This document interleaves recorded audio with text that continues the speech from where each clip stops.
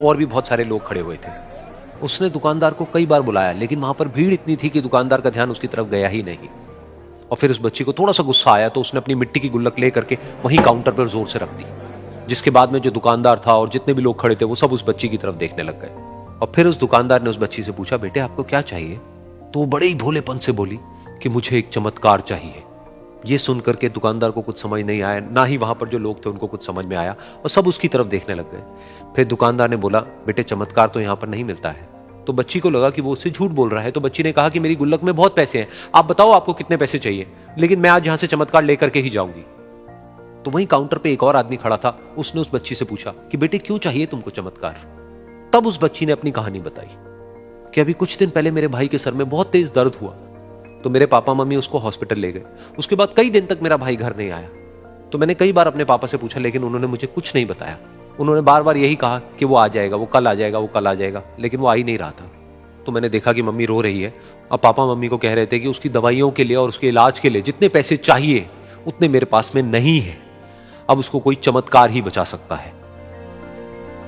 तब मुझे लगा कि अगर मेरे पापा के पास में इतने पैसे नहीं भी हैं तो क्या हुआ, मेरे पास में तो है। तो मैंने जितने भी पैसे जोड़ रखे हैं वो सारे लेकर के मैं इस दवाई की दुकान पर आई।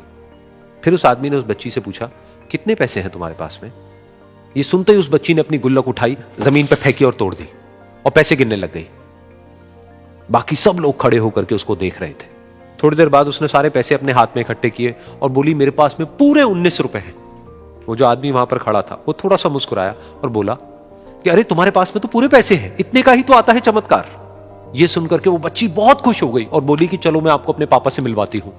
बाद में पता लगा कि वो आदमी कोई आम आदमी नहीं था, बल्कि एक बहुत बड़ा न्यूरोसर्जन था, और उसने सिर्फ 19 रुपए में उसके भाई की सर्जरी करी, और कुछ ही दिन बाद वो ठीक होकर के घर वापस आ गया। फिर कुछ दिन बाद वो बच्ची, उसका भाई, उसके पापा, उसकी मम्मी चारों एक साथ बैठे हुए थे और बात कर रहे थे। तो उसकी मम्मी ने उसके पापा से पूछा कि अब तो बता दो ये चमत्कार आपने किया कैसे? तो उन्होंने अपनी बेटी की तरफ देखा और बोले, ये चमत्कार मैंने नहीं, इसने किया है।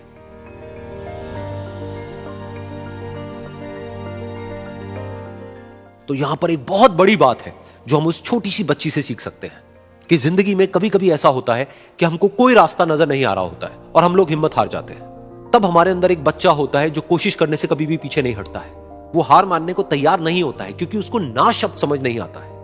वो बच्चा जिसके लिए कुछ भी नामुमकिन नहीं है, क्योंकि वो हर हाल में कोशिश करता ही रहता है।